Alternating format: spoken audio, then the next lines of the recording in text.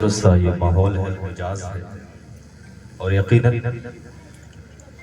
اس مقدس مہینے میں ہمارا اور آپ کا یہاں موجود ہونا اس مقدس پروگرام کی کامیابی کی دلیل ہے۔ اللہ تبارک و تعالیٰ اسے قبول فرمائے اور دعا کرے کہ اللہ تبارک و تعالیٰ اس پروگرام کو ہمیشہ یوں ہی آباد رکھے، اور جہاں تک ہو سکے اللہ تبارک و تعالیٰ اس پروگرام کو اپنے فضل سے، اپنے کرم سے کمیٹی والوں کو سلامت رکھے، تاکہ وہ ہمیشہ اس پروگرام کو یوں ہی شاد و آباد کرتے رہیں۔ توجہ ہے، آپ دیکھ رہے ہیں ممبر نور پر ہمارے عزیز مہمان حضرت العزیز خطیب مقرر شعلہ بیان خطیب اہل سنت حضرت علامہ مولانا توصیف رضا صاحب قبلہ سنبھل مراد آباد کی سرزمین سے آپ کے دیار محبت میں تشریف لا چکے ہیں، اور اس وقت آپ کی نگاہوں کے سامنے موجود ہیں۔ یقیناً ان کا خطاب ہمیں اور آپ کو سماعت کرنا ہے۔ اس سے پہلے آپ نے ابھی بہت ہی خوبصورت آواز میں، خوبصورت لب و لہجے میں مصطفیٰ جان رحمت صلی اللہ تعالی وسلم کی نعت سماعت کی ہے۔ بہت ہی پیارے پیارے اشعار اور بہت ہی خوبصورت اشعار آپ نے سماعت کیے ہیں۔ شاعر کہتا ہے چاک دامن کبھی سیاہ ہی نہیں۔ اگر بات آپ تک پہنچ رہی تو ایک بار کہہ دیں سبحان اللہ۔ چاک دامن کبھی سیاہ ہی نہیں اور شکوہ کبھی کیا ہی نہیں۔ اگر بات میری آپ تک پہنچ رہے ہیں تو کہہ دیں سبحان اللہ۔ چاک دامن کبھی سیاہ ہی نہیں اور شکوہ کبھی کیا نہیں، کبھی کیا ہی نہیں، دے رہا تھا مگر حکارت سے میں بھی خوددار تھا لیا ہی نہیں۔ دے رہا تھا مگر حکارت سے میں بھی خوددار تھا لیا ہی نہیں، اور میرے مولا تیرا کہاں مانا، میرے مولا تیرا کہاں مانا، پیاس تھی پانی تھا پیا ہی نہیں، میرے مولا تیرا کہاں مانا۔ ابھی آپ جو ہے رمضان کا مہینہ چل رہا ہے، دن بھر انسان پیاسا رہتا ہے، بھوکا رہتا ہے، اس کے پاس کیا کھانا نہیں، پانی نہیں ہے، پیاس شدت کی لگی ہوتی ہے، لیکن اصل میں وجہ کیا ہے؟ شاعر کہتا ہے میرے مولا تیرا کہاں مانا، پیاس تھی پانی تھا پیا ہی نہیں، پیاس تھی پانی تھا پیا ہی نہیں، اور دل میں جب عشق مصطفیٰ ہی نہیں، دل میں جب عشق مصطفیٰ ہی نہیں تو پھر دل دھڑکنے کا مزہ ہی نہیں۔ دل میں جب عشق مصطفیٰ ہی نہیں تو دل دھڑکنے کا کچھ مزہ ہی نہیں، اور سب کچھ سن لیا حضور نے میرے، سب کچھ سن لیا حضور نے میرے، ابھی تو میں نے کچھ کہا ہی نہیں، ابھی تو میں نے کچھ کہا ہی نہیں، سب کچھ سن لیا حضور نے میرے، ابھی تو میں نے کچھ سنا، کبھی تو میں نے کچھ کہا ہی نہیں۔ حضرات، یہ پروگرام یقیناً تقریباً 16 برس ہو گئے اس پروگرام کو سجائے ہوئے، اور پوری آب و تاب کے ساتھ، پوری شان کے ساتھ یہ پروگرام آپ کے اس محلہ میں، محلہ چاندواس میں بہت ہی قبولیت کے ساتھ اور شان و شوکت کے ساتھ منعقد کیا جاتا ہے۔ یقیناً آپ کی آنے والی نسلیں، آنے والی جنریشن جس طریقے سے عید کا انتظار کرتی ہے، بقرہ عید کا انتظار کرتی ہے، 12ویں شریف 11ویں شریف کے جلوس کا انتظار کرتی ہے، ایسے ہی آپ کے محلے کے افراد اس 10 رمضان المبارک کا بھی انتظار کرتے ہیں کہ محلے والے کے خوبصورت اور حساس نوجوان وہ اٹھ کھڑے ہوں گے اور اس مقدس مہینے کی، اس مبارک مہینے کی جو ہے ان فضاؤں میں جس میں اللہ تبارک و تعالیٰ اپنی رحم و کرم کی بارشیں فرماتا ہے، اللہ تبارک و تعالیٰ اپنے فضل و کرم سے نوجوانوں کو توفیق دے گا کہ ہمارے اس محلے میں وہ جلسے ناموس رسالت کے نام پر، جلسے تحفظ عقائد کے نام پر، جلسہ رمضان المبارک کانفرنس کے نام پر ایک جلسہ منعقد کریں گے، اس میں ہم اور آپ شریک ہوں گے، علماء کرام کے نورانی بیانات ہوں گے۔ میں کہتا ہوں یقیناً جس نے پہلی بار اس جلسے کی بنیاد رکھی ہوگی اس کی روح بہت خوش ہو رہی ہوگی، وہ کہیں بھی ہوگا انسان، اللہ تبارک و تعالیٰ جب تک یہ جلسے آپ سجاتے رہیں گے، اللہ تبارک و تعالیٰ ان سجانے والوں کو اس کا ثواب بھی عطا فرماتا رہے گا، ان کے نامہ اعمال میں نیکیاں بھی لکھی جاتی رہی ہوں گی، اس لیے کہ یہاں پر کسی دنیا دار کی بات نہیں ہوتی بلکہ مدینے کے تاجدار کی بات، دنیا دار کی بات تو نہیں ہو رہی ہے نا۔ یقیناً دنیا دار کی محفل ہو تو انسان جاتا بھی نہیں ہے، لیکن اگر مدینے والے آقا کی بات ہو رہی تو دل مچل جاتا ہے، دل خوش ہو جاتا ہے، اور دل وہی خوش ہوتا ہے میرے امام نے فرمایا دل ہے وہ دل جو تیری یاد سے معمور رہا، سر ہے وہ سر جو تیرے قدموں پہ قربان گیا۔ دل وہی دل ہے جو مصطفیٰ کی یاد سے روشن ہوتا ہے، اور سر یقیناً وہی قابل قبول ہے جو مصطفیٰ کی ناموس پر قربان ہو جاتا ہے۔ صحابہ نے اس فلسفے کو سمجھا اور بارہا اپنے سروں کو مصطفیٰ کے قدموں پر قربان کیا ہے۔ تبھی تو فرماتے ہیں حسن یوسف پہ کٹی مصر میں انگشتے زنا، سر کٹاتے ہیں تیرے نام پہ مردانے عرب۔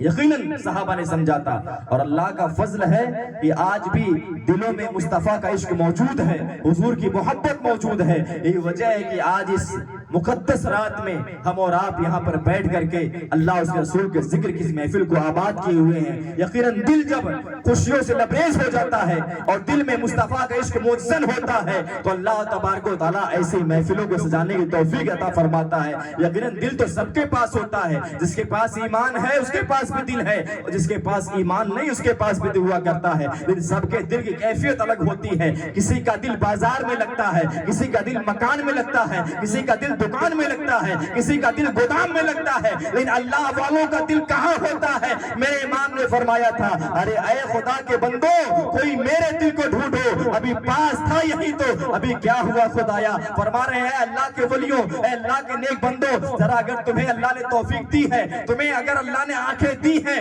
تو ذرا ڈھونڈ کر کے لاؤ۔ میں تو یہی بیٹھا تھا، میں تو یہاں سے کہیں ہلا بھی نہیں، کہیں گیا بھی نہیں، لیکن بجانے میرا دل یہاں مجھے نظر نہیں آ رہا ہے، میرا دل گیا تو کہاں گیا؟ اب لوگوں نے کہا چلو احمد رضا کا دل تلاش کر کے لاتے ہیں، ان کے دل کو ڈھونڈ کر کے لاتے ہیں۔ وہ کہہ رہے ہیں میرے دل کو ڈھونڈ کر کے لاؤ۔ لوگوں اگر کسی کا دل دکان میں لگتا ہے اس کے دل کو دکان میں ڈھونڈا جائے گا، کسی کا دل مکان میں لگتا ہے اس کے دل کو مکان میں ڈھونڈا جائے گا، کسی کا دل پان کی دکان میں لگتا ہے پان کی دکان میں جا کے ڈھونڈا جائے گا، کسی کا دل بازار میں ڈھونڈ لگتا ہے تو وہاں بازار میں جا کے ڈھونڈا جائے گا۔ لوگوں نے ہر جگہ چھان ماری لیکن کہیں نہیں ملا۔ امام اہل سنت خود فرماتے ہیں ارے اے خدا کے بندو کوئی میرے دل کو ڈھونڈو، ابھی پاس تھا یہی تو ابھی کیا ہوا خدایا۔ ان ڈھونڈنے والوں نے ساری دنیا کے ہر بازار کو چھان مارا، دکان بھی دیکھی، مکان بھی دیکھا، گودام بھی دیکھا، سب جگہ چھان ماری، لیکن جب کہیں دل نظر نہیں آیا تو یہاں سے چلتے چلتے بارگاہ رسول میں پہنچتے ہیں اور کہتے ہیں ہمیں اے رضا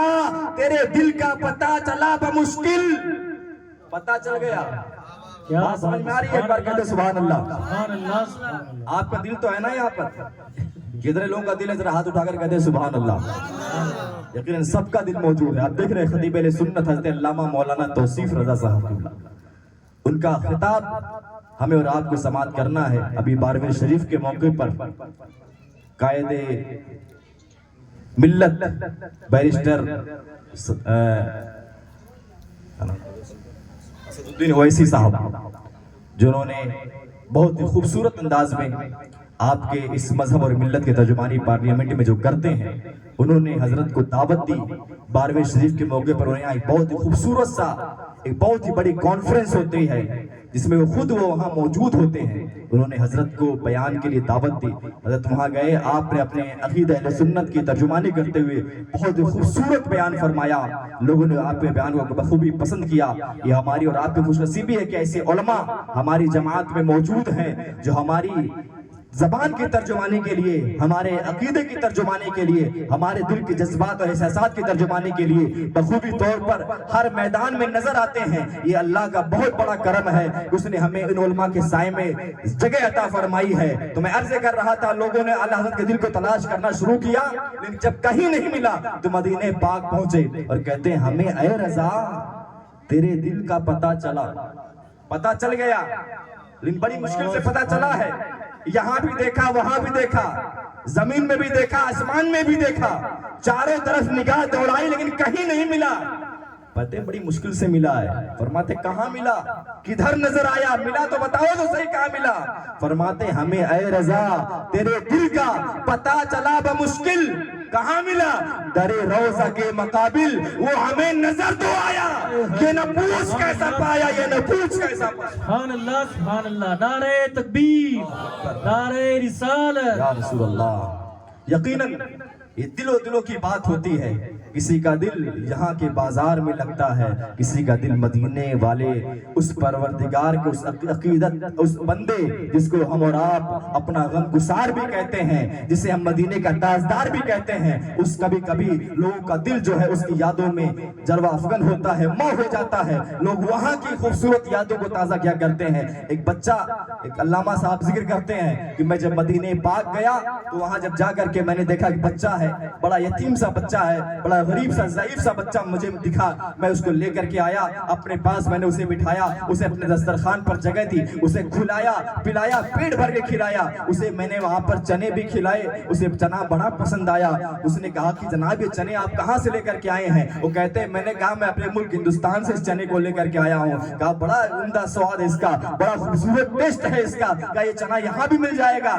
نے کہا کہ یقیناً چنا یہاں پیدا نہیں ہوتا ہے، یہاں تمہیں نہیں میسر سکتا ہے، اگر تمہیں چنا کھانا ہے تو ہمارے ساتھ ہندوستان چلو، وہاں تمہیں بھر بھر کے چنا کھلایا جائے گا، وہاں تمہیں بڑا وافر مقدار میں چنا دے دیا جائے گا۔ اس نے کہا اچھا مجھے وہاں جانا پڑے گا۔ کہا ہاں رک جائیے، میں اپنی ذرا امی سے اجازت لے کر کے آتا ہوں۔ بچہ جاتا ہے، اپنی ماں سے اجازت لے کر کے آتا ہے، اجازت دے دی گئی ہے، وہ بچہ ہندوستان کے لیے تیاری شروع کر دیتا ہے۔ چلتے چلتے وہ پوچھتا ہے جناب آپ نے تو کہا چنا وہاں بڑا ملتا ہے، لیکن ذرا یہ تو بتائیں جس نگری میں آپ آئے ہوئے ہیں، جس مدینے شہر میں آپ آئے ہوئے ہیں، کیا یہاں پر ایک گنبد خضرا بھی مجھے مل جائے گا؟ کیا یہ جو ہے غریبوں کی چوکھٹ بھی مل جائے گی؟ کیا یہ رسول اللہ کی چوکھٹ بھی وہاں مجھے نظر آ جائے گی؟ وہ کہتے ہیں جناب اگر یہ چوکھٹ ہمیں ہندوستان میں مل جاتی، ہم اتنا دور کا سفر طے کر کے مدینہ کیوں آتے؟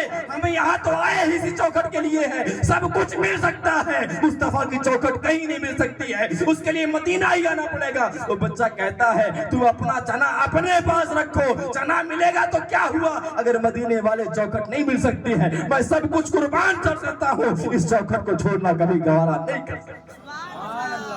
یہ محبت ہوتی ہے، یہ دل کی بات ہوتی ہے، عقیدتوں کا خطاب عقیدت لبریز وہاں پر نظر آتا ہے۔ یقیناً ہمارے دل میں جب تک عشق مصطفیٰ موجزن ہے، اللہ تبارک و تعالی ہمیں عقیدت اہل سنت پر قائم و دائم رکھے گا۔ یقیناً بڑی خوش نصیبی کی بات ہے، اس محلے کے لوگوں نے بڑی عقیدت کے ساتھ محبت کے ساتھ یہ پروگرام سجایا ہے اور سجانا بھی چاہیے۔ میں آپ سے گزارش کروں گا کہ اس کو باقی رکھیں، آنے والی نسلیں آپ کو دعائیں دیں گی۔ کچھ لوگ تھے جو ہماری اصلاح کے لیے، ہمارے عقیدے اور اعمال کی اصلاح کے لیے اس جلسے رمضان مبارک کانفرنس کو منعقد کیا کرتے تھے، اس میں ہم شریک ہو کر علماء کرام کے بیانات کو سماعت کیا کرتے تھے۔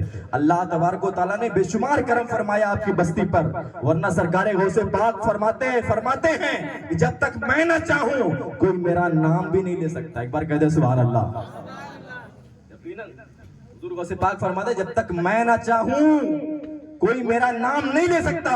لوگوں کے دل تو میری مٹھیوں میں رہا کرتے ہیں، میں جدھر چاہتا ہوں رخ پھیر دیتا ہوں، جدھر چاہتا ہوں ادھر کر دیتا ہوں۔ میں کہتا ہوں جب بغداد والے اس اللہ کے ولیوں کے سردار کی یہ شان ہے کہ جب کوئی اگر وہ نہ چاہیں کوئی ان کا نام نہیں لے سکتا ہے، میں کہتا ہوں یہ جلسہ سجایا ہی اسی لیے گیا ہے، اس لیے کہ مصطفیٰ نہ چاہے تو کوئی مصطفیٰ کے بھی نام نہیں لے سکتا ہے۔ آپ نے اگر مصطفیٰ کے ذکر کو سجایا ہے تو وہاں مدینے سے اجازت ملی، وہاں سے اجازت ملی ہے تب جا کر کے یہ محفل پاک سجائی گئی ہے، یہ بزم پاک کی نفاذ کیا گیا ہے، اور جب اجازت وہاں مدینے سے مل جائے تو اسے آباد کرنا تو ہماری ذمہ داری بن جائے۔ اس لیے شاعر کہتا ہے لاکھوں ہیں زمانے میں سکندر کے برابر، پر کوئی نہیں آقا تیرے نوکر کے برابر۔ پیچھے والے بھی کہتے ہیں سبحان اللہ، سبحان اللہ۔ ہاں تھوڑا آپ خاموشی کے ساتھ بیٹھے، خطیب اہل سنت کی آمد ہے، یقیناً ان کا خطاب ہمیں اور آپ کو سماعت کرنا ہے۔ بڑے پیارے خطاب سے ہم مستفیض ہونے والے ہیں۔ ایک بار کہتے ہیں یا رسول اللہ، یا رسول اللہ۔ شاعر کہتا ہے لاکھوں ہیں زمانے میں سکندر کے برابر، پر کوئی نہیں آقا تیرے نوکر کے برابر، اور نادان ہیں جو انہیں اپنا سا کہتے ہیں نیازی، ارے ذرہ نہیں ہوتا کبھی گوہر کے برابر، ذرہ نہیں ہوتا کبھی گوہر کے برابر، سلطان جہاں سید و سرور کے برابر، لاؤ تو کوئی میرے پیمبر کے برابر، لاؤ تو کوئی میرے پیمبر کے برابر۔ میں سمجھ رہا ہوں آپ کی جذبات کو اور احساسات کو، لہٰذا میں بہت دیر تک آپ کے درمیان دخل اندازی نہیں دوں گا۔ میں بڑے ادب کے ساتھ خطیب اہل سنت، ہم سب کے ساتھی اور ہم سب کے ناصح کی حیثیت سے یہاں پر تشریف لائے ہوئے حضرت علامہ مولانا توصیف رضا صاحب قبلہ سنبھل مراد آباد سے گزارش کروں گا کہ حضرت آئیں اور اپنے نورانی بیانات سے ہم سب کو مستفیض فرمائیں۔ ایک بار سارے لوگ مل کر کے میرے ساتھ نعرے کا جواب دے دیں، نعرہ تکبیر۔